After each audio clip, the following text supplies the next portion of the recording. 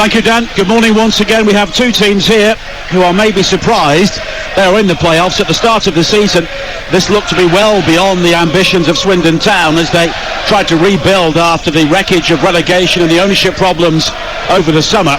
And only a few weeks ago, Port Vale looked nailed on to earn automatic promotion, but their late slump, one of so many at the top of League Two, means they're in the postseason for the first time in 29 years. And although Swindon are the lower-ranked team coming into this playoff, and they will have to play the second leg away from home at the Wembley of the North in Burslem next week, they look to be the form team, and that's why their coach Ben Garner has picked the same team which won comprehensively 3-0 at Walsall last week to clinch their playoff place. It's Ward in goal, Egbo, Bowdry, Conroy, Ian Dolo the back four, Payne, Reid and Williams in midfield. McCurdy, Davison and Barry are in attack. Port Vale have had various selection issues over the closing weeks of the season, and another one today. One of their main strikers, Jamie Proctor, only fit enough for the bench. So David Worrell comes back into the team along with Harry Charsley. The experienced Chris Hussey also makes way. It is Stone in goal, Smith, Martin and Hall the back three, Gibbons, Pett, Garrity and Worrell across midfield, with Charsley in behind Edmondson and Wilson, the player we've been talking about, and he was the man who secured their playoff place with the winning goal at the then champions-elect Exeter last week. It is a wet and windy day here in Wiltshire. The Port Vale fans on the open terrace away to our left are getting absolutely drenched in the build-up to this game. And it's Swindon in the red shirts, white shorts and red socks who will get the game underway, playing from right to left as we look out from the back of the main Arkle stand here at the county ground. Port Vale in their change strip of all gold with black trim, and David Connolly, the conditions here are going to have a real impact. Yeah, they are. I mean, there was no need to have the sprinklers on because it has been raining, well, overnight and for a couple of hours since we've been here, so it'll be a nice zip on the grass. You know, a little bit of wind, as you say, you can see by the balloons blowing across the pitch, but yeah, it's going to be a great occasion here. And it's Swindon who get the game underway.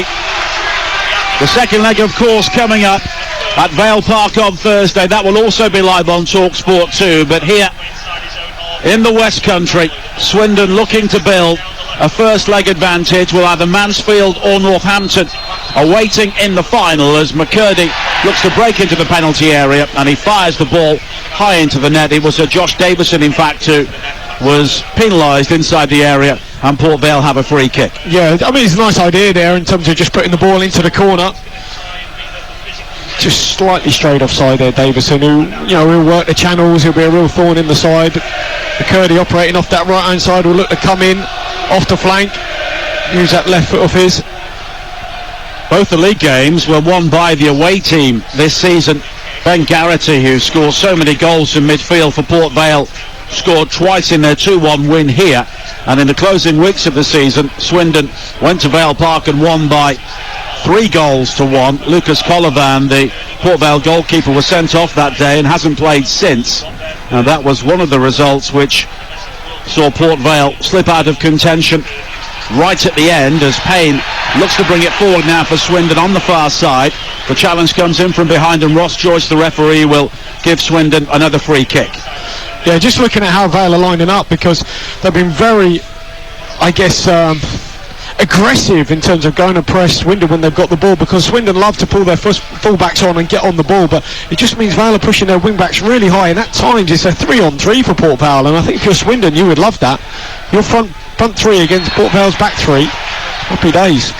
Port Vale concede another free kick on this near side. Pett falling down Williams, and it's Pett who has gone down, the Port Vale captain, feeling the effects of that challenge, and he may require some treatment here. And there is plenty of surface water around the edges of the pitch here. As David was mentioning, they water the pitch before kick-off in torrential rain, and Swindon do enjoy a very slick passing surface, but then again so do Port Vale. Yeah, just looking at Tom Pett, he looks to be latching on to Johnny Williams. Wherever Williams goes, Tom Pett is just looking over his shoulder, keeping an eye on him. Egbo looks to bring it forward now for Swindon on the far side, down the line looking for McCurdy, but he just shoves over the player who went across to make the challenge, Connor Hall, and it will be a free kick for Port Vale again by the corner flag on the far side. 2.5 minutes played. on the home of the playoffs, TalkSport 2, the only place to hear every single playoff game, live and exclusive, is across the TalkSport network, and we've had some terrific action over the last week or so. And the first of the finals in League One, Wycombe against Sunderland, will be live on TalkSport next Saturday. And the League Two final and the Championship final will be the following weekend. And Port Vale looking to break now themselves over the halfway line with Edmondson. He was initially pulled back on this near side by Ian Dolo, but it's back towards Worrell on this near side. Williams then comes in with a very firm challenge on Pett, and a couple of balloons are sent spiralling into the air as the ball is ballooned itself into touch, and it will be a throw-in on this near side. And we can see the wind ruffling the shirts of the players here, and it's a crosswind at the moment which will cause problems for both sides. The corner flag on the near side, which is the Swindon left, is almost 45 degrees to the ground. Such is the force of the elements at the moment. Yeah, look, just looking at how big Swindon try and make this pitch in terms of the players keeping their positions. And you mentioned about Williams going into the snapping into the challenge. That's why he's had so many injuries. Port Vale now go for goal, and it's a shot whistled over the top by Garrity. Well, he scored in spectacular fashion here in the league game, and he wasn't too far away there. Yeah, he had the wind behind him. He just cut the ball out in and around the halfway line on his chest, and the wind just carried it a little bit forward from about a good, 40 yards probably on the half volley, just maybe half a yard over the bar. It was unlucky. Port Vale attacking the Alan McLaughlin town end away to our right-hand side in the first half, which is the covered terrace, which has the most vocal members of the Swindon Town support, and of course it's named after the former Swindon and Republic of Ireland midfielder who sadly passed away. Alan McLaughlin, a terrific guy. Yeah, former teammate. Well, I mean, Johnny Williams there, he's not happy. He's getting a lot of rough treatment from Tom Pett. He's looking towards the fourth official because they know they've got to mark him really aggressively and close, and Tom Pett's got that job to skip up. Well, Johnny Williams has made more league appearances this season than he's managed in any other in his career, which has been beset by injuries. He could be playing Premier League, possibly, certainly Championship, but he's really rebuilding his career here with Swindon as Port Vale come forward again. A crossing from the far side from Gibbons is blocked by Egbone. It will be a throw-in for Vale, who finished the regular season with 3 defeats in their final 4 games to blow hopes of automatic promotion. They had to win on the final day to guarantee a playoff place. It was so tight around the top 7 in League 2. Very little between any of the teams. Well, Nathan Smith's gone up for this long throw, and it's short in the end. Back towards Hall, and now Gibbons swings it high into the penalty area, and challenging at the far post was Nathan Smith, the central defender, but it's over his head and behind for a goal kick. Well, this is interesting because Swindon are building up and Port Vale are trying to stop them, and at times they end up 3v3 at the back, Port Vale, which is it's a bit brave from them. And now Port Vale with their back 3 look to play it forward again. Here is Hall, 6 minutes played, 0-0 here at the county ground on TalkSport 2. And a good diagonal ball wide to this near side, looking for David Worrell, but it just skips off the very wet playing surface and out of play for a throw into Swindon on this near side there left. Yeah, I think Wilson wanted that, and he's the one. Get the ball into him, then you can build from that. He's got wonderful hold-up play, terrific touch. Just needs to see the ball a little bit more. And the weather here seems to be getting worse the longer the afternoon goes on. Heavy rain and a very strong wind. We've got the windscreen in front of us. We are behind glass here at the back of the main stand. Is that glass? Ah, might be. It is glass. Yeah, absolutely. But we've been made very welcome here by Swindon Town. And, of course, the press box is packed for a game like this. Here is Williams, and we're happy to take our place alongside the more regular media contributors for both Port and Swindon as a challenge comes in, and it was Charsley with a very heavy challenge on Williams, and players from both sides are now surrounding the referee, and Williams receiving more treatment once again, and Ben Garner out on the edge of the technical area, but it's Andy Crosby who was having words with Tom Reeves, the fourth official. Well, this is because, if you look at their highlights of the season, their best goals of the season, Johnny Williams has probably got 3 of them.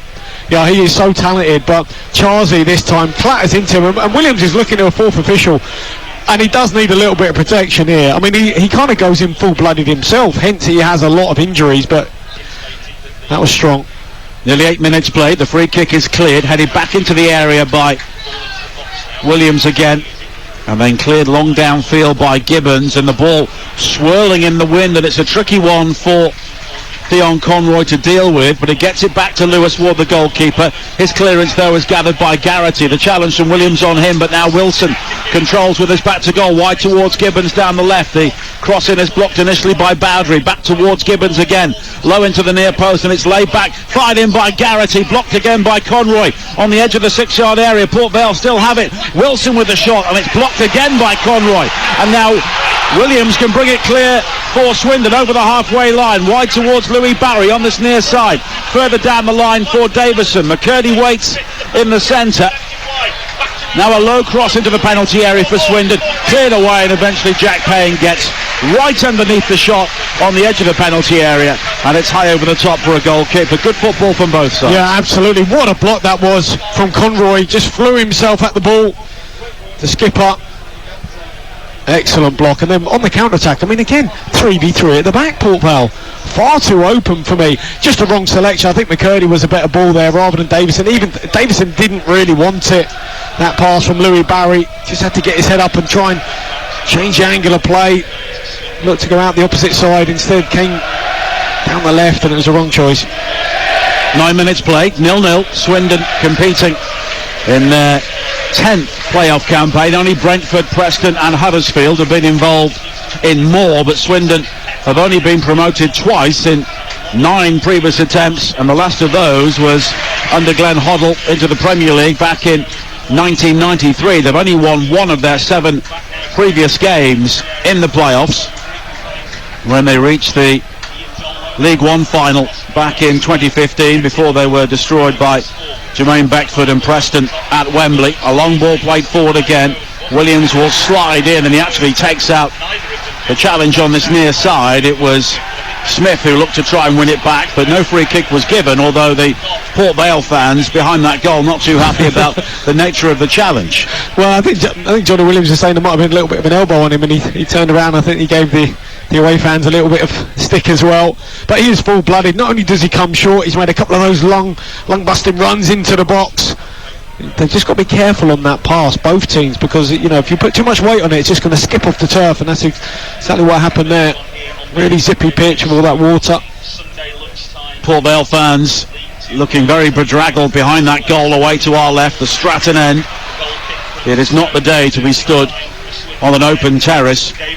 It is a seated area, but all the fans are stood up, and some of them arrived in t-shirts and shorts. They've misread the weather forecast for the southwest, and they're looking rather cold and rather chilly at the minute, as it's cleared downfield by Lewis Ward once again, headed away by Bowdry, and now controlled by Nathan Smith, the middle of the 3 central defenders for Port Vale. It's played long downfield, but it's gathered by Aidan Stone once again, who was the backup goalkeeper at Swindon for a long time. And now it's cleared long downfield again, headed away as McCurdy was looking to make the run in behind Connor Hall. 11 minutes played here on TalkSport 2, 0-0. Mansfield beating Northampton by 2-1 live on TalkSport 2 last night in what was a very entertaining game, as Swindon, as is their want, looked to play out, and it was almost given away by Conroy on the edge of his own 6-yard area. Wilson nearly picked his pocket. Wilson trying to win it back now on the far side. One of his teammates goes down, but no free kick was given, and Swindon continue to try and play through the thirds, and it's Ian Dolo on this near side. The challenge comes in quickly though from Ryan Edmondson. He's then hauled to the ground by Williams. Williams has gone down clutching his Achilles, and it's all very untidy, and both technical areas are once again heading towards the 4th official. Yeah, Johnny Williams now on the deck, because, as I say, he's all action. You know, without the ball, he's often making really aggressive challenges himself. That's why he ends up often on the wrong side of them. But Swindon just got to be careful. At times, Conroy didn't want that from his goalkeeper. He gave it to him, again, in his own 6-yard box. So all sorts of pressure from Port Vale, and at times they got to clear their lines. But look, as we saw, even against Man City, they will do that, Swindon. And when it comes off, it's brilliant, obviously. And I think Reed was dispossessed, wasn't he, for Jesus? Yeah. The City game. But there's times the way they want to play, but there is a time and place. Yep. And Swindon have the fewest home wins in the top 10 in League 2, but the most away wins. They've won 13 on the road, a very effective counter-attacking side as Barry picks up a loose ball on the edge of the penalty area. The young Aston Villa loanee, who of course is very highly prized, spent time in the academy at Barcelona as well.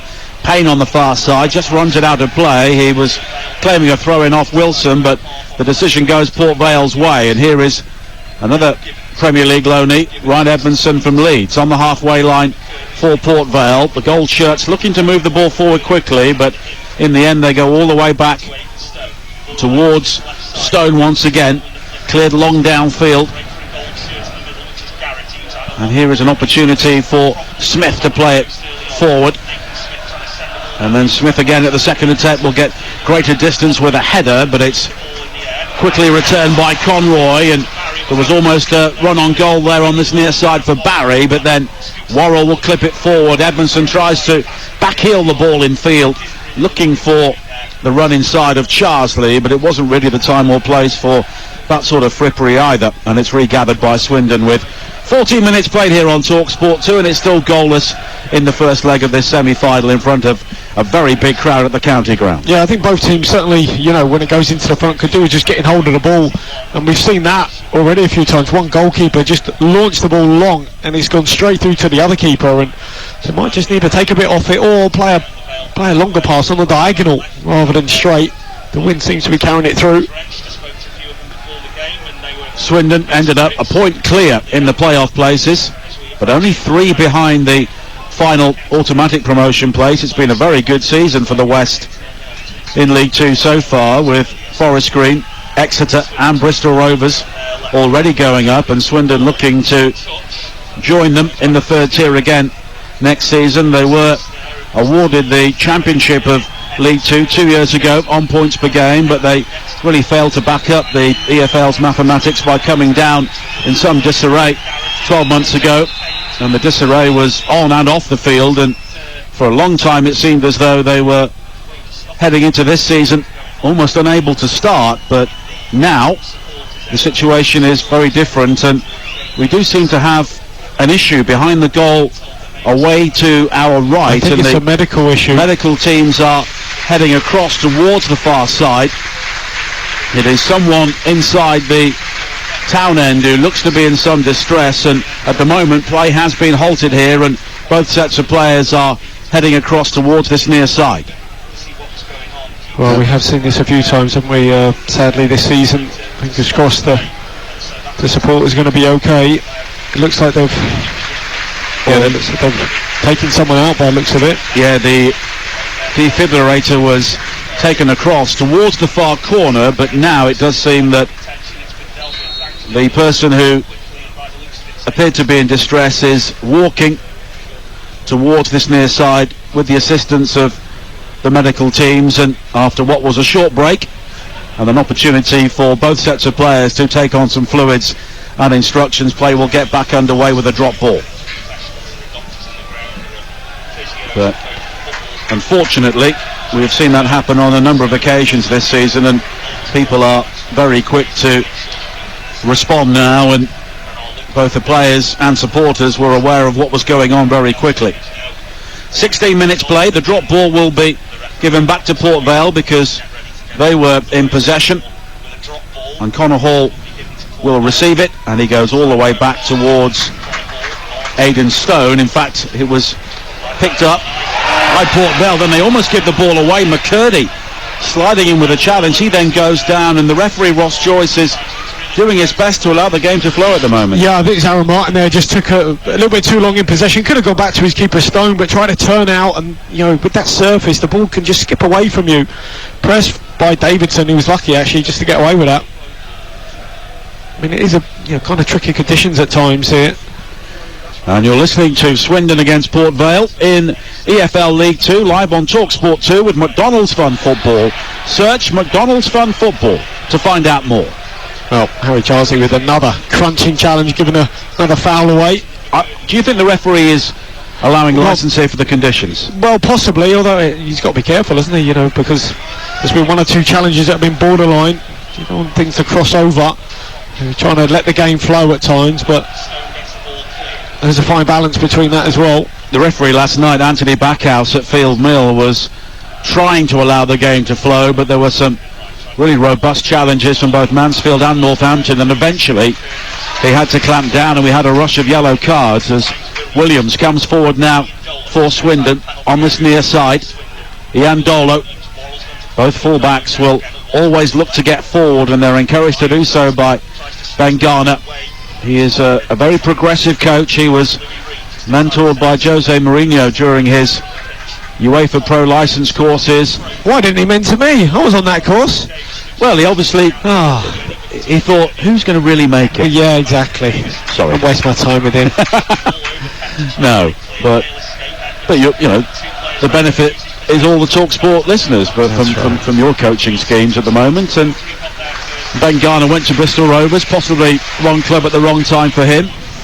Left them in a situation where they were heading down to League 2. Of course, they'd been taken back into League 1 under Joey Barton, but he was given the job here in very unpromising circumstances. Had to build a team very quickly, but credit to Swindon, they hit the ground running, didn't they? Absolutely. But you talk to fans and people that work here, and they would have said the appointment of Ben was probably quite underwhelming. So considering the upturn in form and the route into the playoffs, it's pleasing, isn't it? Because I guess there might have been some bigger names available, that were in line for the job. So it was a bit of a gamble from Swindon's perspective, but certainly paid off.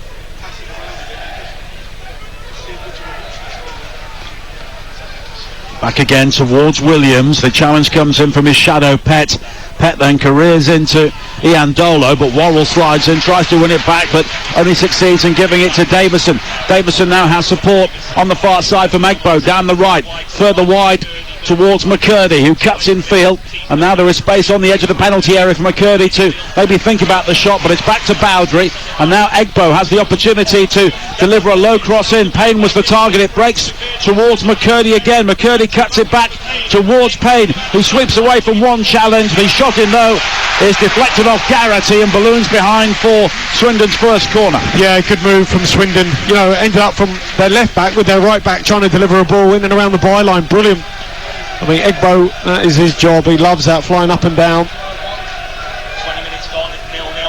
20 minutes played, 0-0 here on TalkSport 2, the home of the EFL playoffs.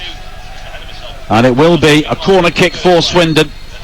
An in-swinger on the far side in front of the Port Vale supporters, getting very wet away to our left. And two players have gone across, and Williams maybe looking to cook something up. And then, well, there is a clash inside the penalty area. Worrell shoved a Swindon player over inside the box, and the referee Ross Joyce will call them both over. And my eye was drawn towards the ball, but Worrell there then shoves into the same player, Louis Barry. Yeah. He's pulling him, he's marking him man to man, so he's just being very aggressive. He's got to be careful, Worrell. Now Payne from the short corner tries to swing it across, and it's sliced behind for a goal kick. And I'm not sure what was going on there, but the referee Ross Joyce is having words with both. I tell you what, the grappling in the Mansfield-Northampton game under set pieces was something to behold yesterday. I thought I was watching World of Sport. Yeah, I mean, that is where that was the case at Luton in terms of the playoffs, up against Huddersfield, and that is maybe why the manager voted against the VAR in the playoffs, because as I said at the time, it's different. You're used to marking a certain way, aggressively, man to man, shirt pulls, blocking, etc. Suddenly that comes in and you've got to then relearn that and reteach it. I have to say it was both sides. Yeah, exactly. That's why they wouldn't bring it in. That's why they wouldn't bring it in, not for anything else, because suddenly you've got to learn how to mark a different way. But I thought at one stage Kent Walton would have been a better commentator because there was so much wrestling going on. Midpoint of the first half here, 0-0. And the ball is gathered by Aidan Stone, wearing all sky blue, defending the Port Vale goal away to our left. Neither goalkeeper has really had a shot to save so far.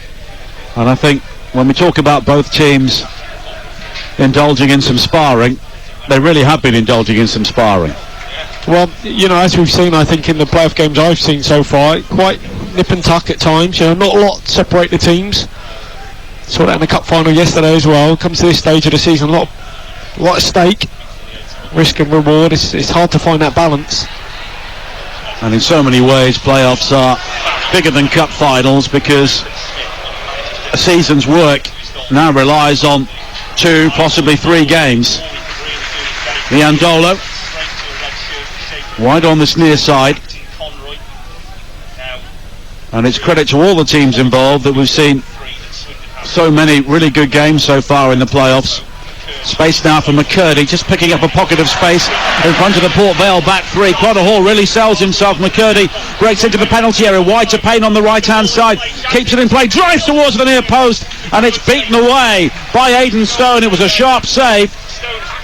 Now Egbo again down the line for McCurdy, appeals for both handball and offside against the Swindon striker, but he's quickly closed down by Gibbons, but it will be a Swindon throw. Yeah, this is better from Swindon because McCurdy just came off his perch out wide and he almost ended as a sort of second centre forward really, picked the ball up in a nice bit of space. He had a really heavy touch.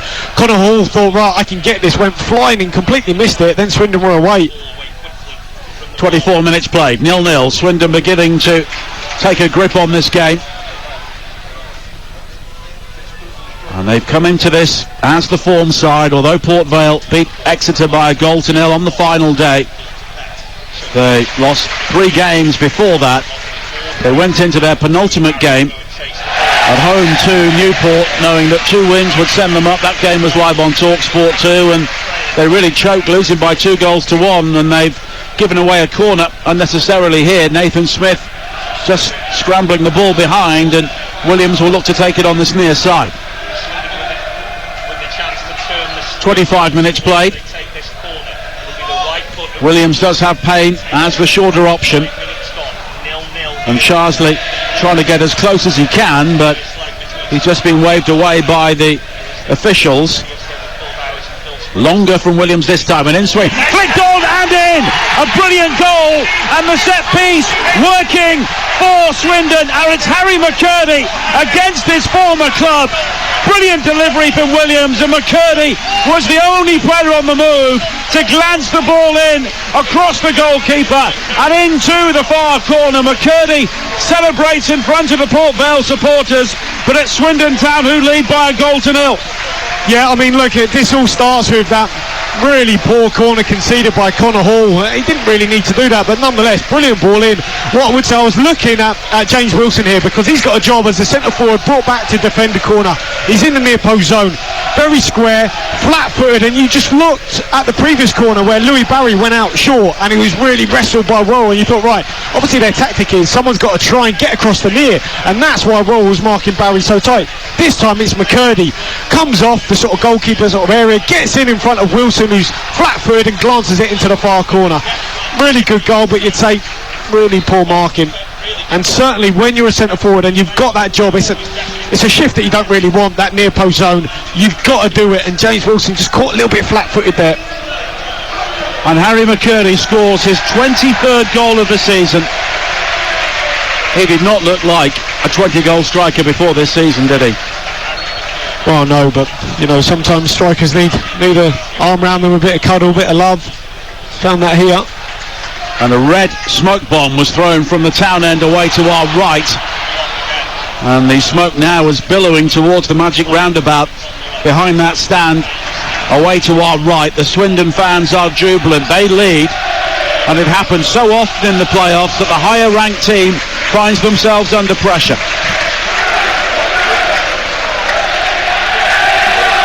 And Port Vale really need to regroup here. Long way to go in the tie. We're only 27 minutes into the first leg, but Andy Crosby will be very disappointed alongside Darryl Clark to concede a goal like that.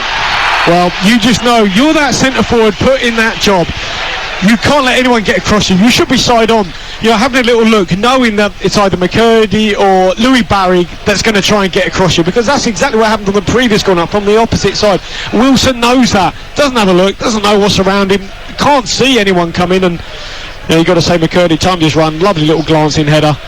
Superb delivery in. Swindon now have a free kick on this near side. And Port Vale are really rocking here. 27 minutes played. A goal down.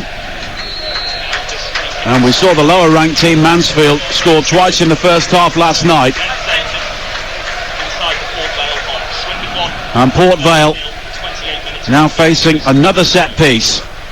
Reid high into the penalty area, headed away on this near side by Smith.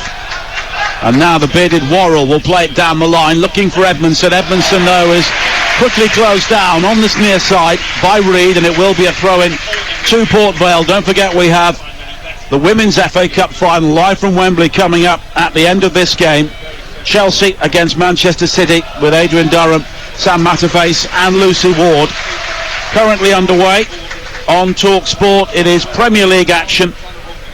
Spurs against Burnley with Leeds against Brighton to come at 2 o'clock, and they are really big games, of course, at top and bottom of the Premier League. Goalless at the moment at the Tottenham Hotspur Stadium with nearly half an hour played there. But Swindon leading Port Vale here by a 1-0, and this is a team which was really thrown together in the early weeks of the season. 11 players were signed as the season got underway by Ben Garner and Ben Chorley, the director of football, who was a very good man to bring in, very experienced in the lower divisions on and off the field, and the right sort of fit for a club like Swindon. As Reid slides in on the far side to clear the ball away in front of the Don Rogers stand, named after the Swindon legend who inspired their League Cup win against Arsenal back in 1969. Gibbons now shaping up for a long throw for Port Vale on the far side. Looks to wipe the ball on his gold shirt before delivering this high into the penalty area. Hall comes as the shorter option, and it's thrown to Hall again, and now Gibbons has space to think about the cross, but it's back towards Hall. It's lofted very high into the penalty area, fisted away by Ward, and he gets good distance towards this near side, and Swindon will clear downfield again. And Port Vale at the moment, David, are just taking one past too many, aren't they? Yeah, they are. You're absolutely right. They could have just either put that in the box early or just launched it in the box, and they've had two opportunities to throw it in the area and they haven't taken them. And you think, well, you know, you've got everyone up there, just put it in, otherwise you take it short, and then you got another pass, and eventually they're crossing from a much deeper position, or putting the ball in the box from a much deeper position. Charsley, well, there's a slip on the far side, and Port Vale have given the ball away. Josh Davison finding McCurdy, the two ponytail strikers for Swindon, but they're unable to work the opening this time. Here is Worrell for Port Vale on this near side. A mazy dribble infield. There is space out on the left, and Worrell is able to pick the pass and find Gibbons, who comes infield, clipped in, looking for Edmondson, and it's cleared away though. Volley clear by Johnny Williams up towards the halfway line. McCurdy clashes with Martin. Both end up claiming the throw-in, but the decision goes Port Vale's way with 31 minutes played here on TalkSport 2. Swindon 1, Port Vale 0 in the League 2 playoffs. He's just thrown the ball away there at the throw. He's going to get booked for this, Davison. And that is a very cheap yellow card to give away for the man on loan from Charlton.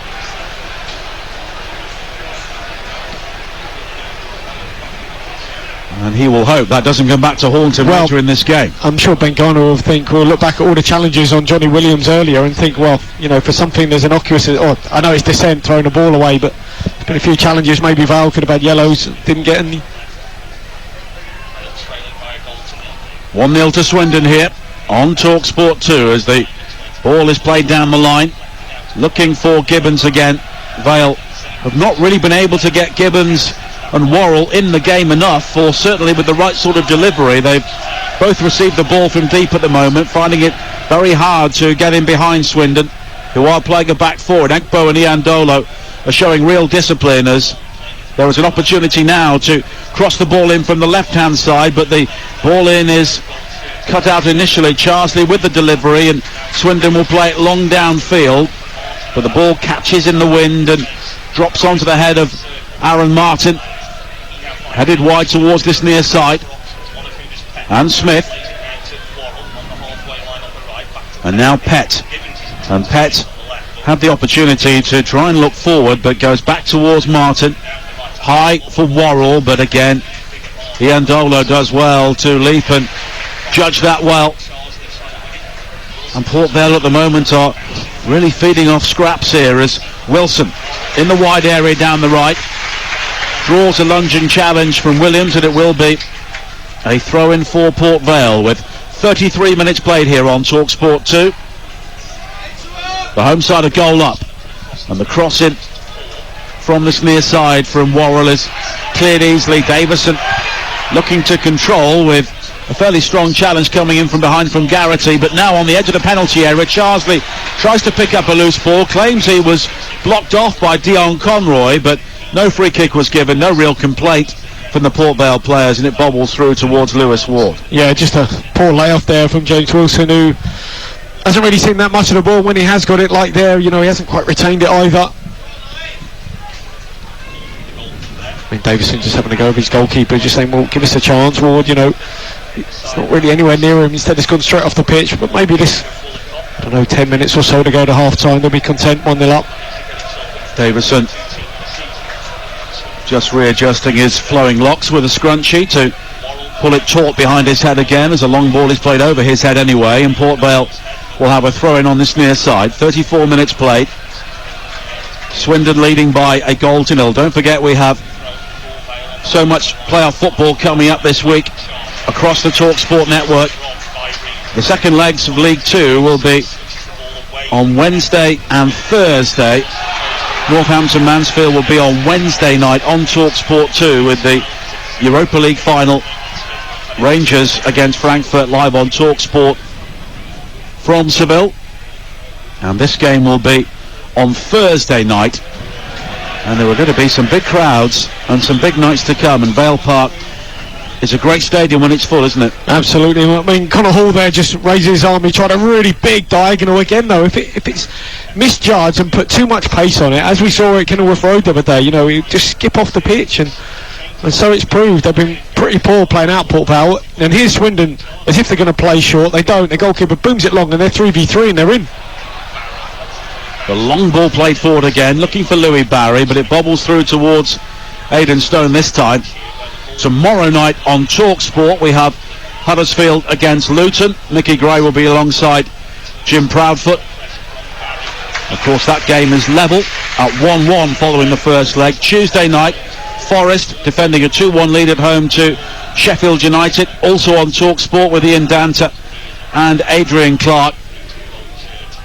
And then on Wednesday, here on TalkSport 2, Northampton Mansfield, Rangers Eintracht Frankfurt will be on TalkSport. Then on Thursday, TalkSport 2 is the place for Port Vale against Swindon, and Saturday the first of the finals on TalkSport, Sunderland against Wycombe from League One. And Davison now almost winning the ball back on this near side from Martin, but his clearance only finding Barry, and Swindon offering much more of a threat at the moment. Port Vale could really do with half time, which is 9 minutes away, a goal down, and Swindon are being given the opportunity to really pick their passes here. A long ball down the line from Reid again, and the ball breaks kindly for Swindon. It's fired towards goal, and it's blocked well by Aidan Stone on the edge of the penalty area, and once again there was far too much room there. It was Jack Payne with the shot, and a decent save from Stone. Port Vale now looking to break at the other end themselves. Now Pett wide on the far side. He waits for Gibbons on the overlap. Gibbons now low in towards Edmondson, and again Port Vale rather overcooking it. It's back to Connor Hall. Gibbons has Hall now on the overlap. He checks back inside the penalty area, back towards Edmondson. Edmondson riding one challenge, low shot from him, but in the end it's a real trundler into the arms of Lewis Ward. Oh, he's unlucky. He couldn't quite get the power on this. You could see what Edmondson was trying to do, get it onto his right foot and just reverse this towards the near, in the end, straight into the arms of the keeper. And back at the other end, you know, Swindon have been superb in and around the final third. They got a bit of it. They're struggling here for an injury, but Jack Payne, great strike, cutting in with his left foot, just beaten away by Aidan Stone. Darrell Clark has been through the playoff mill before. He was involved in the playoff to get back into the Football League with Bristol Rovers back in 2014, and that really is a pressure game, particularly when you're Bristol Rovers in non-league, and then he got promoted the following season as well, and that really established him as a promising lower league manager. Payne wide towards Williams on this near side for Swindon. He cuts in field, 25 yards out. Reed, a good ball wide towards Mandela Egbo, who's got the opportunity to attack Edmondson. A low cross into the near post. It was deflected and cleared away by Hall in front of his goalkeeper a couple of yards out. But now Mathieu Baudry, the French international, or French-born player I should say, wins it back for Swindon. His captain Conroy, a high ball wide towards Egbo again, who does well to gather the ball in stride. Great pace from him as he looked to break into the penalty area. He claims he was fouled, but the referee had a look at the assistant on the far side, and it's a goal kick. Yeah, he was unlucky. Lovely switch of play out to Egbo. He's in a little bit of space. The ball bounced right in front of him, so made the control to touch really hard. He took it well, though, in his stride. He just took one touch too many there. He could have just crossed that ball, tried to get even closer towards the box, and he just ran it out of play. Might have been a foul anyway, but I think he should have just delivered that ball in. Mandela Egbo is a very interesting player, a roundabout route to Swindon Town. Started in the academy at Crystal Palace, won the under-17 Euro with England back in 2014, then went to Germany with Borussia Mönchengladbach, and he was picked up from New York Red Bulls in MLS. Well, Ben knew him, didn't he, from his time at Palace, and invited him in, and he's been superb. He's another player who could probably flourish at the higher level. At 24, he's still got time on his side. And having a blank page here, which is effectively what Swindon had at the start of the season, has possibly been of a benefit to Ben Garner. But Worrell now with a promising run down the right for Port Vale, but it's halted by Conroy. But Vale will have a throw-in by the corner flag on this near side there right. It'll be taken by David Worrell on a very wet day here in Wiltshire. And Worrell will try and throw this ball high into the penalty area, in towards the near post, and it's flicked on. Wilson flicks the ball towards Edmondson, but a great challenge from Egbo, probably a goal-saving challenge, and Port Vale are denied. Yeah, it was a brilliant clearance there. It looked like Edmondson was in at the back post and just cleared the danger. Egbo, excellent. I mean, that's the first time really Vale have put one of those long throws into the area. Every time they picked up the ball in around the penalty box for a throw, we've said, right, it's the long throw. They've sent the centre halves up and they haven't put it in there. They've taken it short, tried to be clever. In the end, it's amounted to nothing. This time, they do throw it in the box. They win the flick on and nearly get a goal from it. Don't know why they've tried to complicate it early in the game. 4 minutes to play in the first half. Swindon 1, Port Vale 0 here on TalkSport 2 in the League 2 playoffs semi-final first leg. Harry McCurdy scoring yet again, 16 goals and 5 assists for him since New Year's Day, and there's another very uncompromising challenge in the centre of the field, and there is a Swindon player down clutching his face, and Ross Joyce will just have a think about this before heading to his pocket, and the yellow card is out. I think it's Harry Charsley, is it? Or maybe not. Well, I mean, Harry Charsley is the man who made the challenge here. The ball just bounced, and to be honest, I don't think he saw the Swindon play up, and he's tried to clear it and he's caught him in the face. We have to wait and see who it is down, but yeah, he's getting booked for it. Yeah, Charsley has been called across and the boot was raised, and it's a yellow card for the young Irishman who came through the academy at Everton. And Port Vale, due to their location, often pick up players from the bigger clubs on Merseyside and Manchester who don't quite make it at the highest level, and Charsley is one of those. But there is treatment for Louis Reed. And he gets back to his feet and looks to be okay. But I'm sure there will be at least a rueful look towards Harry Charsley. Yeah, I mean, I think that kind of sums up their half so far, Port Vale. They've just been, off the pace a little bit, half a yard, just been sharp as Swindon, all over the pitch. Whenever the ball's broken, they picked it up, been first to things, and, Port Vale have often been caught in possession, a bit ponderous at times. Swindon a lot sharper.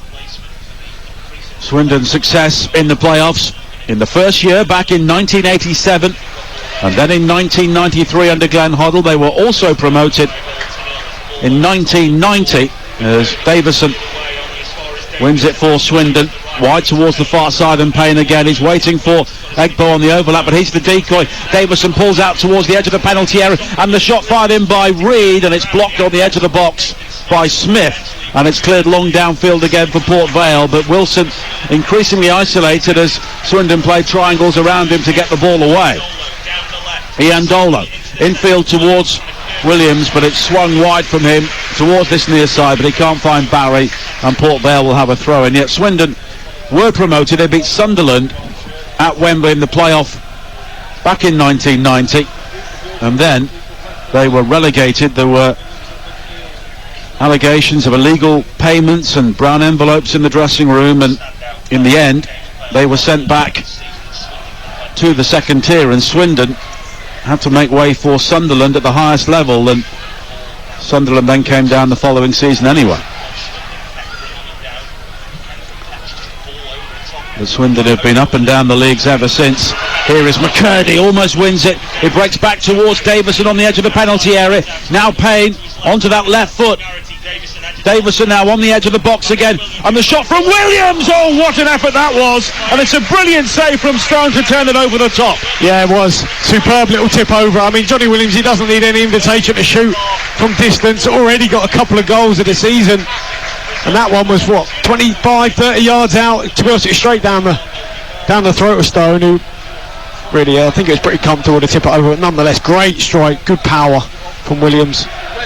Williams will take the corner again. Of course, the previous one resulted in the only goal so far, scored by Harry McCurdy. So Port Vale have had more than a warning as a red balloon just bobbles in front of us here in the main stand. Well, there's a burst balloon, almost the space where they've already scored from. That's the area they're aiming for. High in again from Williams towards the far post, and under no real challenge, Gibbons allows the ball to strike him on the head and go behind for another corner. He could have left that. Yeah, I think that's what he's saying. He needed a shout. Maybe he did. Maybe there was a shout, but he just didn't quite hear it. Nonetheless, another corner have to defend. Minimum of 2 minutes at the end of the first half here. Swindon leading by a goal to nil, looking for a second. Payne will take it. The corner down the right, in front of the Don Rogers stand here at the county ground. At the end of what's been a really good first half in terms of incident for all sorts of reasons. The in-swinger from Payne in towards the near post, flicked away McCurdy with a sharp effort from the angle, wide of the near post. Yeah, a game of cat and mouse at the minute, because Port Vale had too many players back, so they sent one, to go and you go high and try and peg back two Swindon players, and it was Conroy who went, no, I'm going to go in the box now. So then eventually they had to go back and mark him as well, and at the minute Swindon, you'd say they sort of got Port Vale on toast really. Do what they want with them at set pieces. Big 15 minutes coming up for Darryl Clark and Andy Crosby. Their team have been second best so far, and how fit is Jamie Proctor, and is it worth the risk at this stage of a semi-final first leg with the match at Vale Park coming up on Thursday? Edmondson wins it from Egbo on the far side, and in the battle of the wide men, Iandolo and Egbo have won it comprehensively so far. Yeah, absolutely. Yeah, they both love to get forward. I mean, Egbo especially down that right-hand side. And Mandela Egbo will take the throw-in. Had the option of going back to Lewis Ward, but instead looks forward, looped up, looking for Davison. And Swindon now look to try and release McCurdy down the right. He's isolated Martin and he's gone beyond him. He then goes down, but he threw himself. We can see that from here. A number of the Port Vale players not too happy about that. And as McCurdy picks himself up, Port Vale players surround him and Jack Payne comes in, and there is acrimony here right at the end of the first half, caused by the former Port Vale player and the Swindon goal scorer, Harry McCurdy. Port Vale players are being dragged away from the incident. Connor Hall particularly angry about what McCurdy did. It was a clear dive on the far side. McCurdy goes across towards the assistant and then gives the G up to the crowd as he makes his way off. Port Vale eventually retreat to the dressing room, and there is a bit of ill feeling at the end of what's been a rather feisty 45 minutes, and so far Harry McCurdy has made the difference. His glancing header from Johnny Williams' corner means it's Port Vale trailing Swindon by a goal to nil at half-time. Thank you, Dan. Yeah, Jake Taylor is the player who has come on. He's been a regular player from the bench this season, only one start, and now 11 appearances from the bench, the former Forest youngster.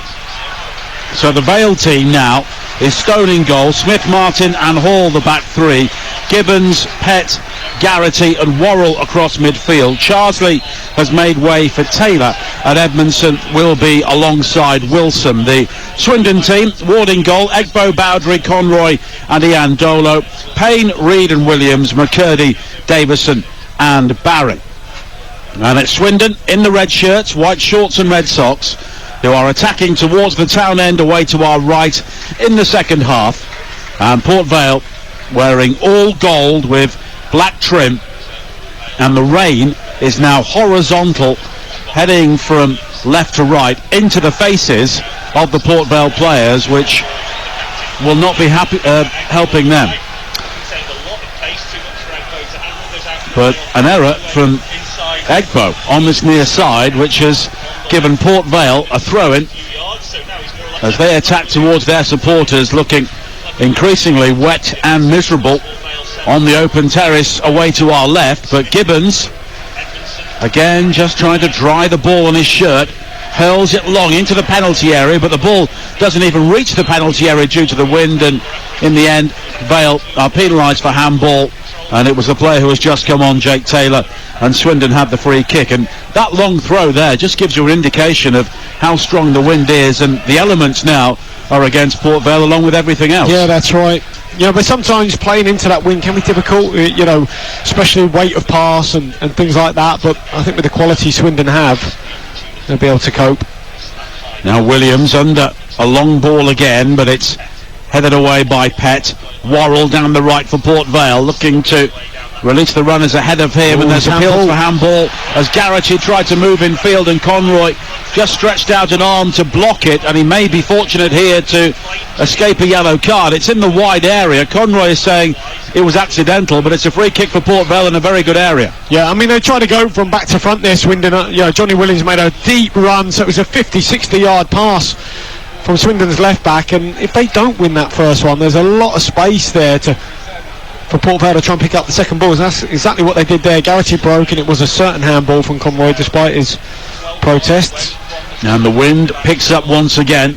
Worrell is over the free kick along with Pett. Wilson will be one of the main targets. The height is behind him on the edge of the penalty area, including two of the three central defenders, Hall and Smith. And Port Vale looking for a response here right at the start of the second half. An outswinger from Worrell high into the penalty area, and it was Smith who won the header, but it was always looping and always high over the top. Yeah, he would have to generate all the power as well, because it was a bit of a lofted delivery in. Quite hard, those ones, certainly when you're being wrestled as well as they were. And the wind is now whistling around the county ground. A couple of the Swindon Ultras are waving their flags away to our right, and you can see the force of the wind, which is right in the faces of the Port Vale players as Pett plays it wide to Worrell. On the far side, it's clipped down the line, looking for the run of Edmondson. He's done well to keep the ball in play, and there's an overload there for Port Vale down the right, but Edmondson continues himself, looks to win a corner, and he does. The sliding challenge coming in from Conroy. Well, the assistant gave the corner initially, but then changed his mind. I think it's the right call here, because I think it came back off the Swindon man into Edmondson, and it was a goal kick. But this is how they build. You know, the two centre-halves for Swindon, not inside the 6-yard box, but pretty close to it. One of them is, and you know, the three midfielders for Swindon, one shows, two a little bit higher, and then you've got the front three, and Port Vale push right on. So when the goalkeeper delivers long like this, they are 3-on-3. And the long ball forward there for Swindon just scoots through on the wing, two bounces from one end to the other, straight out of play. Well, how many times you've said that as well? You know, I think if you are going from back to front, it's got to be certainly on the angle, so if it does bypass everyone, it goes out for a throw towards the corner. Too many have gone straight over the end line. Aidan Stone will clear downfield, and we can guarantee his free kick won't go straight through. It barely makes the halfway line again as Garrity tries to head it forward, and on the wind a high ball is played forward for Swindon, and Aaron Martin does well to judge the dropping ball over his shoulder and guide a header back towards Stone again. One player we barely mentioned, David, is Ben Garrity. So important for Port Vale, but the game is passing him by. Yeah, I mean, he had a strike earlier in the game, didn't he, from distance? Here he is, taking one on his chest, but yeah, he has found it hard to get in the game. I mean, they haven't had the ball that much, have they? So, and then they found it hard to get it into Garrity and Wilson and Edmondson and the like when they have had it. The 12 goals from midfield, one of 3 players on 12 goals this season, alongside James Wilson and also Jamie Proctor, who is on the bench, and you just wonder how fit he is and whether he's there to maybe plant a seed of doubt in the Swindon minds ahead of the second leg coming up at Vale Park on Thursday. And we will be live in Burslem, the Wembley of the North, to bring you that game on TalkSport 2. Wilson now driving a shot across the face of goal, and it splashes through the puddles behind that goal and behind for a goal kick. I mean, look, they give the referee gives the advantage here, but I think I'd rather have the foul on Garrity rather than Wilson shooting from 25 yards out on the left-hand side of the area. I think I'd rather have the free kick. And now Williams on the far side looks to win the ball back, and I think he's been penalised, and Port Vale here have made a much better start to the second half, trailing by a goal to nil. 6 minutes played here at the county ground on TalkSport 2, and Aidan Stone, the goalkeeper, is coming up to the halfway line to take the free kick. If he gets this wrong, it could get very ugly. Especially with the wind for Swindon. They could pump this straight back. He is 60 yards from goal, taking a free kick. And it's a long diagonal up towards the edge of the penalty area. Coming to fist the ball away is Ward, and there was almost an opportunity for Smith to hammer it back, and now Smith looking to turn inside the area, slithers towards goal, and in the end it is brought clear by Bowdry, and Bowdry will find Williams, and Williams again can move over the halfway line for Swindon. He's got Davison in space and also Barry inside the penalty area. Barry back towards Williams again, but he's driven wide by the pace of the pass, and in the end a rarity from Williams, a horrible ball back down the line, straight out of play with the help of a deflection, and it will be a throw-in. Oh, that was brilliant from Bowdry. How calm and composed was he in his own box under immense pressure? A couple of Port Vale players around him, and he faked to clear long, then chopped back inside and found a lovely little release pass to Johnny Williams, carried the ball about 40 yards, and then he gave it to Barry out wide in his left. Just a really poor pass back to him. He couldn't really do much with that, Williams, I think. And now Port Vale make a mess of a throw-in on the far side, and it will be an opportunity for Swindon to build again, midway inside the Vale half. 52 minutes played here on TalkSport 2. Swindon 1, Port Vale 0 in the League 2 playoff semi-final first leg. Port Vale winning 11 times away from home this season. 11 wins, 6 draws and 6 losses. Identical home and away records. And it's those 3 defeats late in the season which really cost them, one of those at home to Bristol Rovers, who eventually pipped them for the final automatic promotion place. As a loose ball from Payne goes straight to Gibbons, but Gibbons is closed down by Mandela Egbo, and Bowdry again, who is such a stylish campaigner, always looks to be a stylish campaigner anyway, plays it back towards Lewis Ward, and it's a long clearance downfield once again. And Lewis Ward has only played the last 4 for Swindon in recent weeks. Jojo Wallacott was the first choice goalkeeper, started 37 times, but he's been left out in the final weeks of the season, and he's on the bench here today. It's gathered by Aidan Stone, the Port Vale goalkeeper, away to our right. And Port Vale have done a good job here of not being swept away at the start of the second half, but they still trail by 1-0. And the way they started this game, I'm sure if you offered those fans behind the goal away to our left a 1-0 deficit heading back for the second leg at the moment, they'd have taken it. Yeah, I mean, the reason why the goalkeeper took that free kick 10 yards, sort of just over the halfway line, is because of the wind against. You know, he's the one that can actually generate the power and make it reach the Swindon box. And even then, as he rolled the ball out of his area, you know, Ben Garner's encouraging his central striker Davison just to go and put him under pressure. Don't let him bring it any further. And it's back again towards Ward, the Swindon goalkeeper, wearing all pink, and he clears downfield, and the ball given extra yardage by the wind, but Wilson wins it back on the halfway line. He was then caught in the back. There are players from both sides who are down. The Swindon player has a head injury, so the referee is encouraged to stop play, but then he allows it to continue, and the Swindon player is half on, half off the field, and in the end, as Port Vale were attacking, play is stopped. And it's Mandela Egbo who is down on this near side. Well, Ben Garner's furious. He feels that they should have been stopped a little bit sooner. I think both players are down. Wilson went down and hurt his back, and Egbo, I mean, they're having a discussion with the fourth official. Fingers crossed he's going to be okay. Yeah, Wilson is down, and they are flexing both of his legs here to try and deal with the muscles at the base of the back. He seemed to be caught around the coccyx, and it's a very painful area when you get that sort of blow. You're talking like you've got a bit of experience about this, Nigel. Coccyx and base of the back. I've never played enough sport to have a bad back, to be honest. Well, you sound convincing to me. You sound like you know what you're on about. Well, that basically is the idea of this job.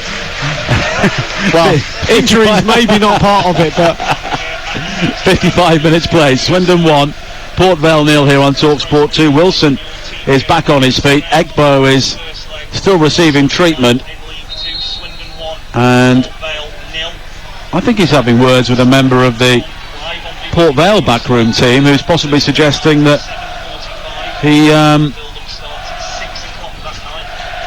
didn't need to go down, but in the end he's back on his feet and he's having words which have been exchanged. Well, that's the manager who he's talking to.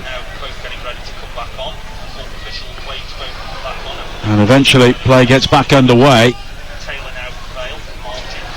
and Gibbons comes on this near side. McCurdy has gone down, and it was his late challenge on Martin which may have injured McCurdy, but Port Vale will continue, and it's Gibbons now, and in the end he just runs it out of play. It's very tricky for both sides now, particularly Port Vale, because Gibbons will have had the wind and rain in his face as he looked to break down the left, and as a result he just lost his bearings. Yeah, just a miscontrol there. You know, a little give and go, playing on the left hand side, but wanted to use his right foot and just came off the top of it, straight out of play. You know, they've been pretty poor, you've got to say, Port Vale, when they've had the ball. Better second half, but what a dreadful throw. Now Egbo clears it down the line, and it's been a very scrappy start to the second half here. 57 minutes played, Swindon leading, but Port Vale beginning to grow into the game. Well, they are with things like that. I mean, Egbo giving an awful throw back to his goalkeeper, Lewis Ward. He can't do anything with it. It's been pressed, and the ball's bouncing, skidding in front of him. Kicked it straight out for Port Vale, and this is going to be, you'd imagine, thrown into the box. Well, Gibbons will almost have to set this off as if it's going out of play to allow it to swing back in on the wind, and that's what he does. Headed away initially, Edmondson is leaping for it, the head tennis continues. Now Gibbons plays it in field, and Pett could change the point of the attack, but goes all the way back to Martin on the halfway line. Now Pett again, and Pett cleverly comes in field beyond the challenge of Iandolo, and Port Vale have the opportunity to play it in here on the far side with Wilson. Wilson, though, looks to work a 1-2, but Iandolo is able to recover, but under pressure all he can do is turn and hoof the ball into the stand on the far side, and it will be a throw-in for Port Vale. Taken quickly. Nathan Smith wide towards Worrell again on the far side. Now Wilson has got support from Pett, and it's a great break from Smith, low into the penalty area, but the ball deflected just beyond Garrity, who was looking to finish, and then as Egbo tried to control on this near side, it was an uncompromising challenge from Gibbons. He took absolutely everything, but enough of the ball for the referee to only give Swindon a throw-in. Yeah, best move of the match really for Port Vale down that right-hand side. Lovely little give and go inside the area. Flashed across along the box. No one could get on the end of it, and they try to keep it alive on this side with Gibbons, but it's gone out for a Swindon throw, and I doubt Egbo will be going back to his goalkeeper here. No. Dion Conroy was down for a moment, the Swindon captain, but he gets back to his feet and is back in the game as Port Vale come forward again now with Wilson. Clips it wide to this near side. Edmondson will chase the clearance, falls to Garrity. Wilson now on the edge of the penalty area, tries to ride the challenge of Payne, but Payne is helped out by Conroy, and it's cleared downfield. And now Stone, 15 yards inside the Port Vale half, fully 50 yards from his goal, and he controls a through ball from Swindon and then plays it back. And Aidan Stone is taking sweeper keeping to extremes at the moment, but Port Vale are in the ascendancy here, even though they trail by a goal to nil on TalkSport 2. Now Taylor on the left for Port Vale, back in field again towards Gibbons, works the 1-2 with Taylor. Gibbons though has lost it, and now they could be in trouble on the break. It's an opportunity for Reid to bring it forward on this near side. Has his shirt pulled by Hall, but still finds Egbo. Egbo with a long ball over the top, looking for McCurdy, who tries to nod it down for Davison. Taylor comes back to win it, appeals for handball from the home crowd, and then Conroy slides through Edmondson and wins the ball back for Swindon. And Ian Dolo now on the far side, finding Conroy again, and the conditions here are worsening, and as a result both teams are finding it very difficult to play constructive football. Yeah, you can just hear the home fans though just encouraging Swindon, you know, to just get out. They're sat in a little bit too deep, and Port Vale have certainly been a lot better in this second period so far. An hour played, Swindon lead 1-0. Harry McCurdy's goal against his former club in the first half, and he really milked the celebration in front of the Port Vale fans. Away to our left, and he's on the ball now, and he plays it wide to this near side, looking for Payne, and it's straight out of play, and it will be a throw-in for Port Vale. And there are to be changes very soon here, and Port Vale are the team who will be changing things up once again, their second change. Yeah, I think it's going to be Proctor. Garrity now is challenged by Bowdry, and Swindon will bring it away on the far side with Ian Dolo. But Port Vale have been much more organised, and they've collectively moved 15 yards further forward in the second half, and their goalkeeper has gone even further than that at times, as a high diagonal ball forward for Swindon is cleared away at the far post by Worrell under pressure from Barry, and Swindon have a throw-in. But the next goal in the tie now, whether it's here or at Vale Park, is absolutely crucial. Yeah, that's right. I mean, Swindon, they just want to see a response here. The home fans been under a little bit of pressure. We wondered whether there'll be a response, you know, certainly from that first 45. They were out early, weren't they, Vale? And they've certainly come out and performed, well, much more like their usual selves. Egbo coming in field towards the edge of the penalty area, finding McCurdy with his top knot bobbing wide towards Payne again. Swings a high ball in, which on the wind was always likely to balloon over the top, and that's what it did. Well, here's that change. It certainly is Proctor, who's coming on for Port Vale. Yeah, Jamie Proctor, the former Rotherham man, and he comes on for Ryan Edmondson. So it's a straight swap. Proctor with 12 goals this season, and it's been a very profitable partnership with James Wilson, which is reunited here for the final 27 minutes or so at the county ground. And I'm sure that they're looking for Proctor to maybe give them half an hour here with a view to longer at Vale Park next Thursday. Stone clears downfield. Once again the ball goes straight up into the air on the wind and drops onto the head of Taylor, 15 yards inside the Port Vale half. Played forward by Martin through the midfield, but it's won back by Williams. Then Bowdry rising again, and Williams has been caught late by Taylor, but Swindon continue as Payne brings it forward, but it's cut out by Gibbons, and Gibbons will try and make headway on this near side with the help of Taylor. First involvement for Proctor, back towards Taylor again, and Taylor then goes down as he was challenged by Payne, but no free kick given. But Swindon's ball forward is quickly cleared. Appeals for handball against Williams as he careers into Gibbons, and it's back again towards Stone, the Port Vale goalkeeper. He clears long downfield, headed on by Proctor, but straight out of play for a throw-in. 63 minutes played. Swindon leading Port Vale here by a 1-0 in the first leg of this League Two playoff semi-final, and Swindon dominated the first half but only scored once, and now Port Vale have been the better side since half-time. And you're listening to this game on TalkSport 2 with McDonald's Fun Football. Search McDonald's Fun Football to find out more. Reid infield towards McCurdy on the edge of the penalty area, had time to assess his options, and he goes for the right-footed curler, and it's some way wide. Yeah, that was unlucky. Drifted in off the line. Nice little pass into him from Reid, but it's a long way out. Quite ambitious, 25 yards. Just flashed past the post.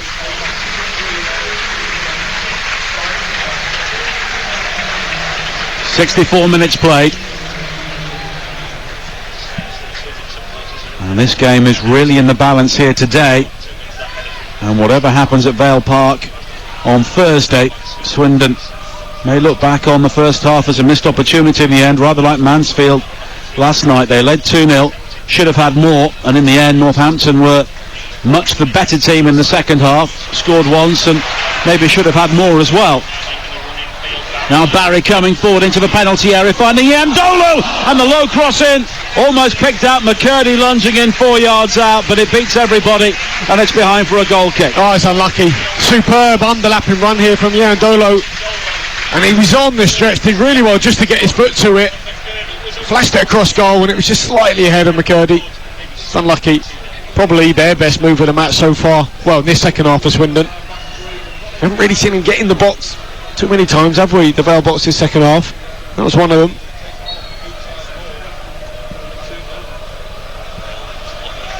And it's an opportunity for Port Vale to try and build again, and Stone continuing to try and reach the halfway line with goal kicks, and he's managed it this time.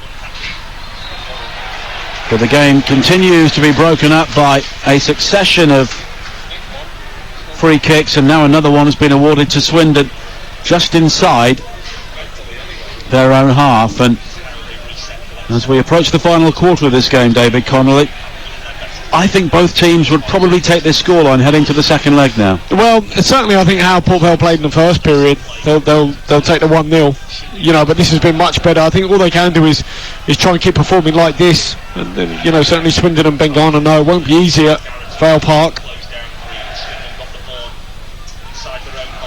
But they were just slow to start, weren't they, Port Vale, and it's certainly cost them one goal. Spurs still leading Burnley by 1-0 over on TalkSport, with Leeds against Brighton to come. And the Women's FA Cup final will be live on TalkSport 2 at the end of this game, live from Wembley. Chelsea against Manchester City, with Sam Matterface and Lucy Ward alongside Adrian Durham. Proctor now coming forward for Port Vale. He was looking for support and in the end had to wait a long time. Eventually Worrell arrives down the right. Worrell coming in field beyond Iandolo towards the edge of the penalty area. Back towards Proctor with the curler right-footed. And in the end it was a lazy swing of the right boot, and it's a comfortable save for Lewis Ward. Yeah, he actually had more time than he thought. He's sort of 25 yards out, right centre of goal. He could take time to control this and really pick his spot. Instead he went with the first time finish, ball coming across his body. Difficult skill, straight into the arms of the goalkeeper. Didn't really trouble Ward there. And don't forget, Aston Villa against Crystal Palace is also live on the TalkSport app today.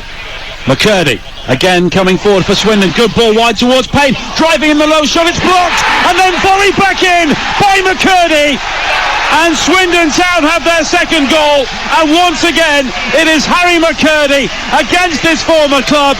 He can just not stop scoring, and he may be scoring the goals here to take Swindon Town all the way to Wembley. Swindon 2, Port Vale 0. Well, it's a fabulous volley, I gotta say. Brilliant move from Swindon. McCurdy cuts infield, he's got Payne on the overlap, draws about 2 or 3 Port Vale players in now, offloads it to Payne. Really good low strike across goal. The goalkeeper parries it up in the air, and there's McCurdy on the volley with a first time finish. Laces this into the far corner. Really difficult skill. Ball coming back towards you. He's about 8-9 yards out.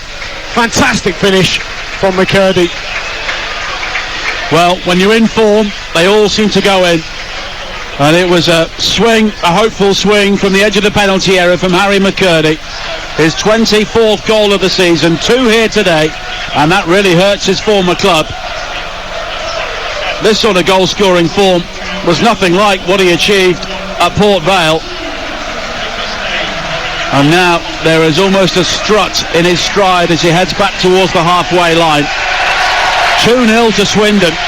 And the second goal came at a time when Port Vale were in the ascendancy. Well, they were, but it was just a really, really good goal. You know, used the overlapping run of Payne. Good strike from Payne. He just continued his run, and fantastic volley.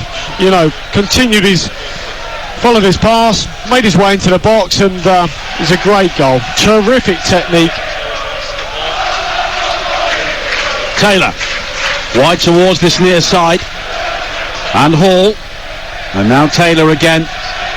And Port Vale are in the position now where they need a goal here today. Well, it's going to be difficult. I mean, we've just seen a fabulous finish, and then at the other end, Proctor just curled one straight into the arms of the Swindon keeper, Lewis Ward.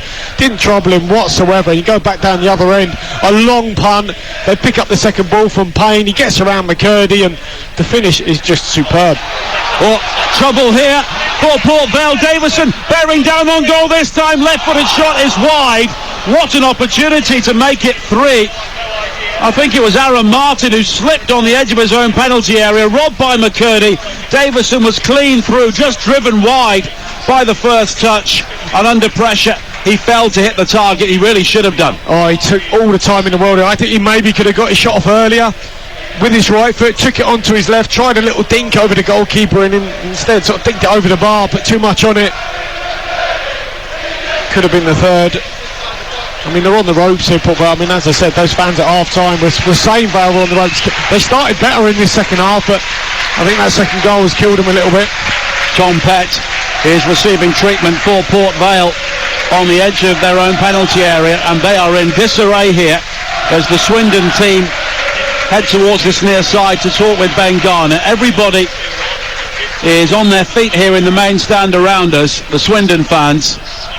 And they may already be thinking about booking tickets and accommodation for Wembley, because 2-0 in a first leg of a semi-final is a very strong position. Yeah, 2 could have been 3 as well. If they get that third one, I think, you know, that's a different sort of story. But 2-0, you never know in that second leg. And we saw the other day, didn't we, with Sheffield United getting a late goal. Makes things interesting against Forest. Could be the case here for Vale, but nonetheless, I think Davison, if he takes his shot earlier here on his right foot, just opens his right boot out, left-hand side, working his way into the box, and just slots this. Instead, tries to be clever, takes it onto his left foot, and then even cleverer with the little dink, gets far too much on it and puts it over the bar. Could have easily been 3. 19 minutes to play on TalkSport 2. Port Vale trailing here by 2-0. A team who fell away in the closing weeks of the season. 3 successive defeats before that win at Exeter last week. Had they won one of those games, they would have gone up automatically. One of a number of hard luck stories around the top of League 2 at the end of the season. But you finish where you deserve to, and Port Vale weren't good enough to finish in the top 3. And now they are under real pressure here in the playoffs as their coaching team with Darryl Clark and Andy Crosby pace around the technical area, flicked forward by Payne audaciously on this near side, then Reid slides in, doesn't win the ball, and it's a free kick for Port Vale. And Louis Reid was rash there with a challenge he didn't really need to make, 10 yards inside his own half, and there is about to be a change for Swindon. Akinwale Odemeo will be coming on very shortly, and he's coming on now to replace Mandela Egbo. Yeah, and a bit of a wild swipe there from Reid. Him and Garrity having a little bit of few words between each other.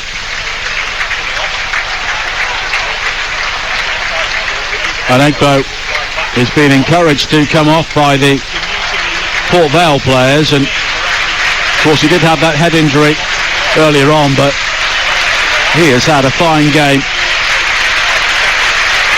and you can hear the reception for him from the Swindon fans around us. Well, they love him here. I mean, he's come in quite late. terms of season and slotted in perfectly. It's been superb.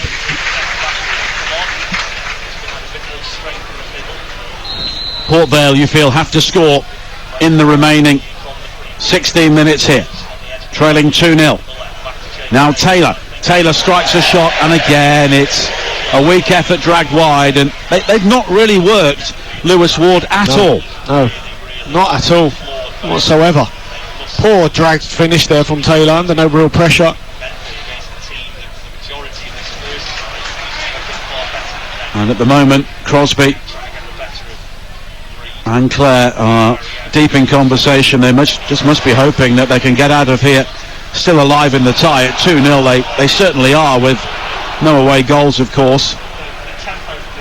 As the ball bubbles into a host of streamers behind the goal, which Aidan Stone is defending away to our right, and one or two more just drift onto the playing surface due to the strength of the wind here. And Swindon are in a great position, leading 2-0, and it does seem that both of the lower ranked teams in the playoff first legs will be taking leads into the matches coming up, both live on TalkSport 2. Northampton 2-1 down against Mansfield on TalkSport 2 on Wednesday night, and the second leg of this game from Vale Park on TalkSport 2 on Thursday. High cross into the penalty area. Proctor was outnumbered and the ball is a high over his head, but Port Vale win it back with Gibbons. Back towards Taylor now. Taylor with a good ball in. Boundary had to make that header at the far post, but here is Worrell now with an opportunity to get the ball down. He's challenged by Barry, and the cross in from Worrell strikes the backside of Barry and goes behind for a corner. Yeah, that's all he could really do there. I think the best he could hope for was a corner, see if they can make something of this. I mean, Swindon were a real threat on their set pieces. We haven't really seen that from Port Vale so far. Well, they are playing against the wind as well, so that will have to be in the mind of David Worrell, otherwise this will go straight behind. And it's played in by Worrell, almost dropped towards Smith, and Paul was unable to fasten onto it, cleared away by Reid, and now there's an opportunity for Barry to break over the halfway line, and he's got support from McCurdy on a hat-trick. Wide on the left-hand side, Davison inside the penalty area. McCurdy plays it back towards Paley, dummies it, hoping that Reid was able to strike on goal, but the communication breaks down and Port Vale bring it clear. Oh, and they didn't make the most of that. I mean, Louis Barry slipped. He's one of a number of players that have slipped on this pitch. I know it's been very wet, but I imagine the players probably wearing moulds, still thinking that it's going to be dry, but he slipped at the worst moment. It was 1v1 on the halfway line, on the counter-attack from the corner, and then his eventual pass to McCurdy just forces McCurdy too wide. Chance was lost, and they really didn't make the most of that, Swindon. Don't forget, following us, the Women's FA Cup final live from Wembley. Leeds Brighton will be on TalkSport. Villa against Palace on the TalkSport app. Tomorrow night, Huddersfield Luton on TalkSport. 1-1 following the first leg, as Port Vale have a free kick, and it's played high into the penalty area. Wilson will try and control on the edge of the box, appeals for handball against Payne, but Port Vale continue. Proctor down the left, he's now dragged back by Payne, and Port Vale will have a free kick left of centre, 25 yards out. Yeah, nice little turn here from Proctor. It looked like Jack Payne just got caught the wrong side. Port Vale making a change. Malvin Benning is coming on, former Mansfield player, and it's Aaron Martin, one of the central defenders, who is coming off, so presumably a switch to a back four for the remaining 13 minutes here. Tuesday night, Forest against Sheffield United on TalkSport. Wednesday night, Rangers Eintracht Frankfurt, the Europa League final on TalkSport. Northampton Mansfield, TalkSport 2. On Thursday we will have a Premier League commentary on TalkSport. Port Vale Swindon will be on TalkSport 2 as well. Sunderland Wickham, the first of the playoff finals from League One, live and exclusive on TalkSport on Saturday. Free kick. Well, Ben Garner he's just motioning to the wall to jump here. He thinks Wilson's going to go for goal. But Wilson clips it high towards the far post. It's nodded back in field, and McCurdy is there to volley the ball away. It was a high percentage set piece to try and score from that sort of situation. Yeah, it was. I mean, I just wonder whether Benny might be coming on for a bit of pace at the back. I mean, could be too little too late, but when you've got that speed that Louis Barry has and Louis McCurdy. Well, Benning will play on this near side. So it's 4 at the back. Gibbons has gone to right back, having been the left wing back. Well, that'll suit him as a natural right footer. Yeah. Now Worrell down the right hand side, but he's lost out to Iandolo.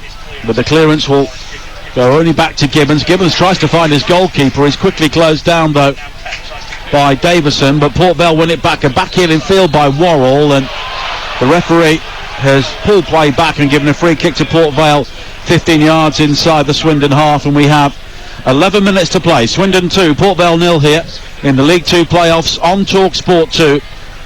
And we have one of those playoff situations here where Swindon would happily take the full-time whistle here, and you feel Port Vale have to score heading back for the second leg.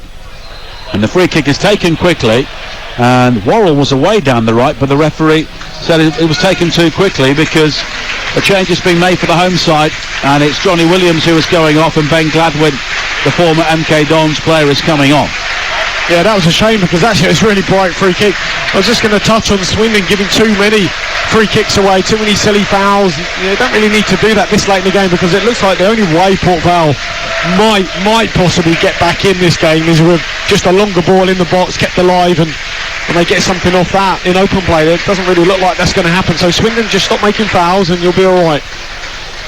Spurs still beating Burnley 1-0 over on Talk Sport. And if you want the conclusion of that game, download the TalkSport app and you can swipe between the commentaries. The free kick for Port Vale is cleared away, and Swindon will try and break again. McCurdy claiming a free kick, but once again the referee says he went down too easily under the challenge of Pett, and Port Vale play on. There's a Swindon player down with a head injury inside the area, and even though Port Vale had the opportunity to attack down the right, the referee has stopped play, and a bottle has been thrown on by one of the Port Vale supporters behind the goal away to our left, and there is plenty of frustration being shown because they had an opening there, but Swindon had the head injury, so the game was stopped. Well, it looked like to me like a certain foul from Pett on McCurdy. Just hauled him down just over the centre circle, and I can't believe they didn't get that. Swindon, I can understand their frustration there. Certainly Ben Garner's going bananas on the sideline.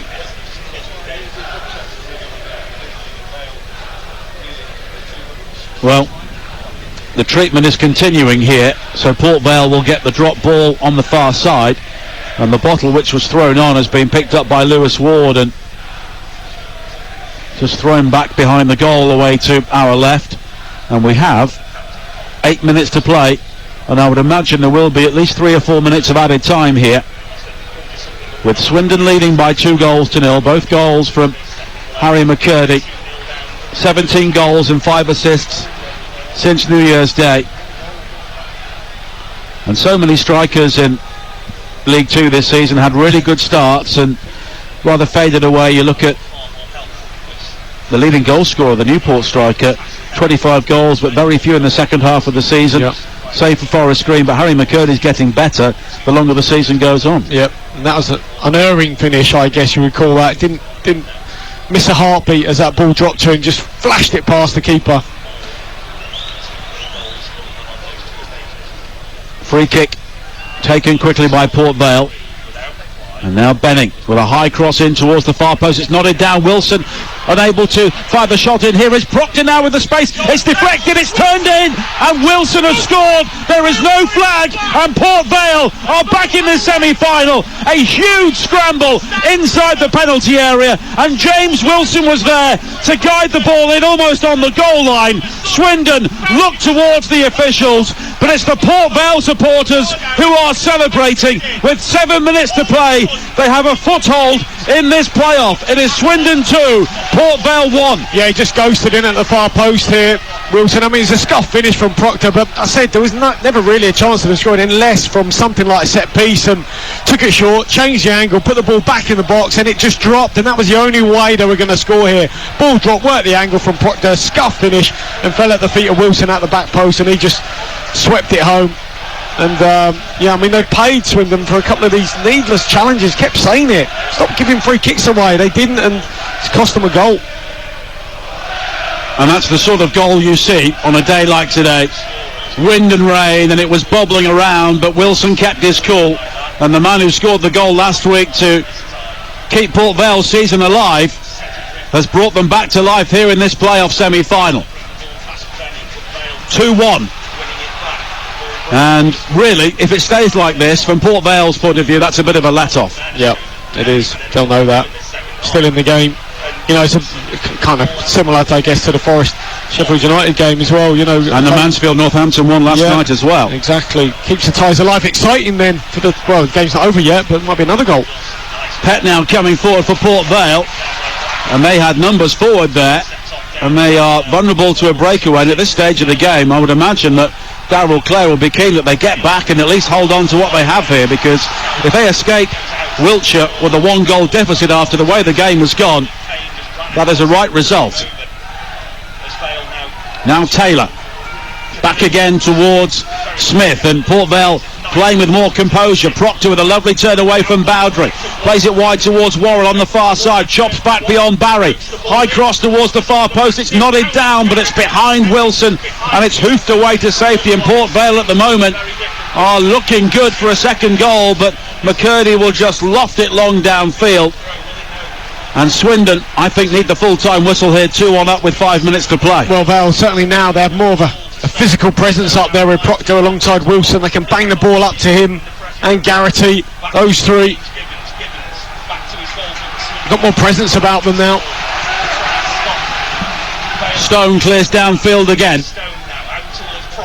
Proctor does well to chest the ball down. He has been the game changer here for Port Vale, but he wrestles Ben Gladwin off the ball, and it will be a free kick here for Swindon. And Andy Crosby just tells his goalkeeper Aidan Stone just to calm things down. Well, it's ironic, because when they scored, I mean, Andy Crosby's screaming at him to get the ball and get back, and obviously a few minutes later telling them to calm down. It's hard, you can't have it always. Well, it's the Port Vale fans we can hear at the moment away to our left.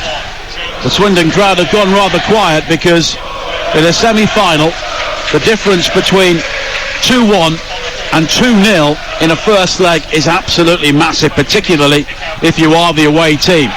Now McCurdy goes down yet again, and this time he gets the free kick. And it was a challenge which came in from Connor Hall, and it will be a free kick for Swindon.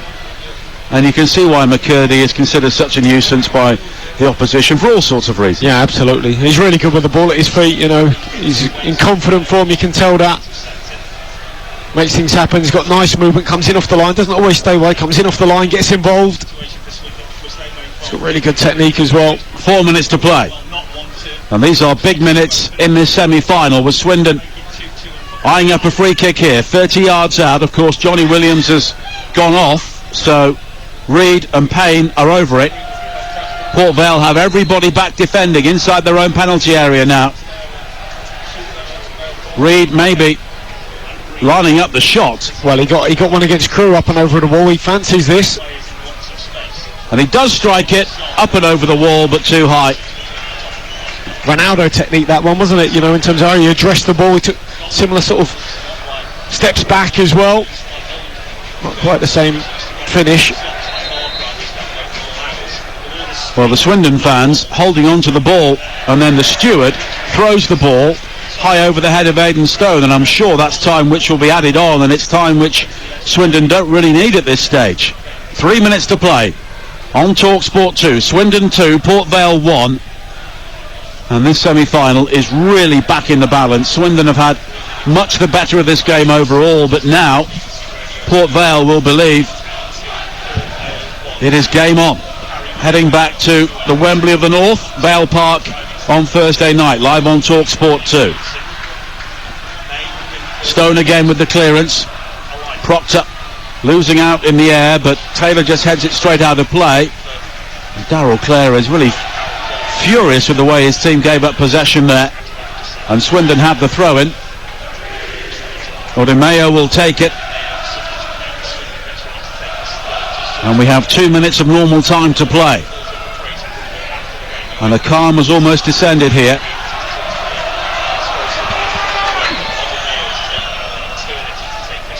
Odemayo throws it long. Headed forward.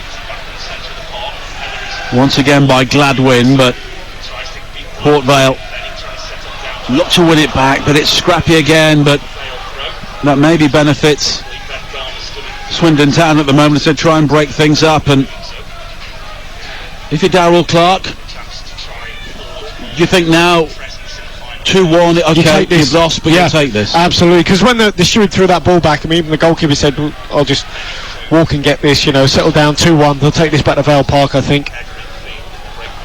Taylor finding Proctor again, and now Taylor as Port Vale look to try and pass the ball through Swindon on the edge of the penalty area. Now it's cleared downfield. Davison will chase, and he'll look back on that opportunity to make it 3-0 when he was clean through, and that could have been one of the turning points in the tie. We'll have to wait and see what happens on Thursday night. Worrell now with a long ball forward, looking for Garrity, but it's straight out of play, and it will be a throw-in for Swindon Town, and they're not rushing either now.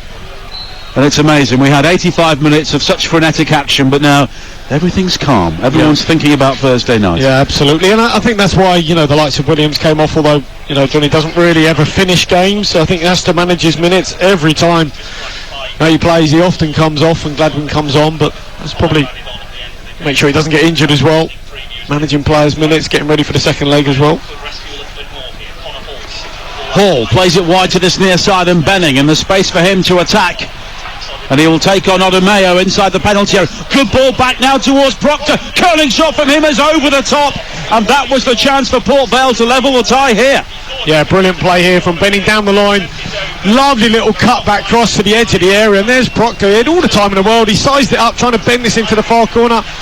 But doesn't work. The goalkeeper hits it over the bar. Disappointing finish. 5 added minutes at the end of this game. And Port Vale are the side who are chasing the next goal in the tie.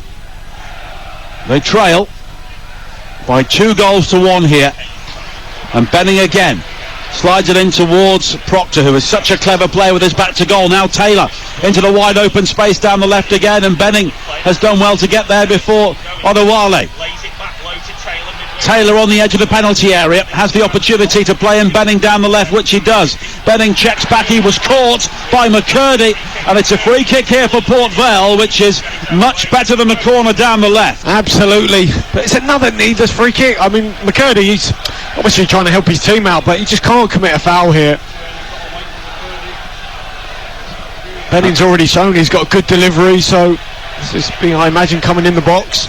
Benning is over the free kick, and it's Swindon's turn to pull all of their red shirts back behind the ball here in the 92nd minute of this semi-final first leg. 2-1 Swindon lead, but Port Vale here are pushing really hard for the equaliser, and the introduction of Jamie Proctor has made all the difference for them. Benning will curl in an outswinger with the left foot, but he's been made to wait because there is plenty going on inside the penalty area, and Ross Joyce, the referee, is just having to delay things once again. But now Benning will deliver the free kick, flicked over by Wilson at the near post, and it's pulled away by Lewis Ward, who keeps Swindon Town ahead. Yeah, really good header. This time it's Wilson coming across the near post. He's been on the wrong end of that, gets ahead of Worrell. Really hard to direct his header at goal here. Acute angle. He's a good 5 yards past the near, and he's almost, I wouldn't say line penalty spot, not far off it. So a really hard angle to even direct that towards goal and hit the target. He done very well. Forced a save from Ward, and the corner's a good result. Worrell will take the corner, and it will be an in-swinger on this near side. 93rd minute, and Port Vale have packed the penalty area once again. Worrell lofts it high to the far post. The goalkeeper comes, then retreats, and it's cleared away as far as Pett on the right, and Reid does well to get across, slide in and get something on it, and it's a throw into Port Vale on the far side. Swindon making another change here, and it's Jake O'Brien, a youngster on loan from Crystal Palace, who will come on, and Louis Barry, the player who goes on. Yeah, for a bit of physical height here and presence. Yeah, Louis Barry, one of the smallest players on the pitch, and O'Brien, one of the biggest, now coming on, just trying to defend this aerial threat that they'll probably see out. Gibbons has the opportunity to try and throw this in long, but it may have been left for Worrell. And Jake O'Brien must be 6'5", maybe taller. And he will come on now to try and head one or two things away in the final 2 minutes of added time.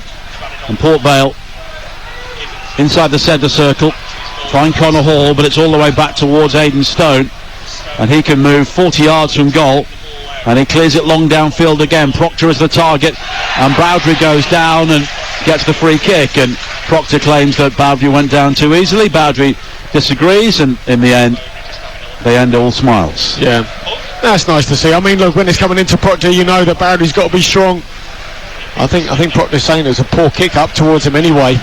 He wanted it more central. Too much air on it as well, but it's difficult when you're playing into a driving wind like this. I think he wanted it up against O'Brien just to come across. When you're a central striker, sometimes you want it, dropped in the middle so you can, run diagonally or run across the face and get a little flick on. That one was almost too straight towards him. Cleared downfield again, inside the final minute of added time at the end of this semi-final first leg. It's been another thrilling day of playoff football here on TalkSport 2, with so much to come over the next 4 nights. The Championship and League One semi-final second legs, and the only place to hear them is on the TalkSport network. As it's cleared forward by Bowdry again, and Swindon have offered so little since conceding. And the challenge from Odimeo on this near side, and it will be a throw-in for Port Vale, and I think they are settling here for the 1-goal deficit to take back to Vale Park. And Darrell Clark is saying to his team, let's just calm things down once again. The applause you can hear is for Louis Barry as he makes his way around the pitch towards the technical area. And that is it. And the Swindon crowd celebrate, but there may be some regret among the celebrations, because Port Vale, with a late goal from James Wilson, now have real hope in this semi-final. Swindon dominating long spells. The 2 goals from Harry McCurdy, both excellent finishes. His 23rd and 24th goals of the season at 2-0.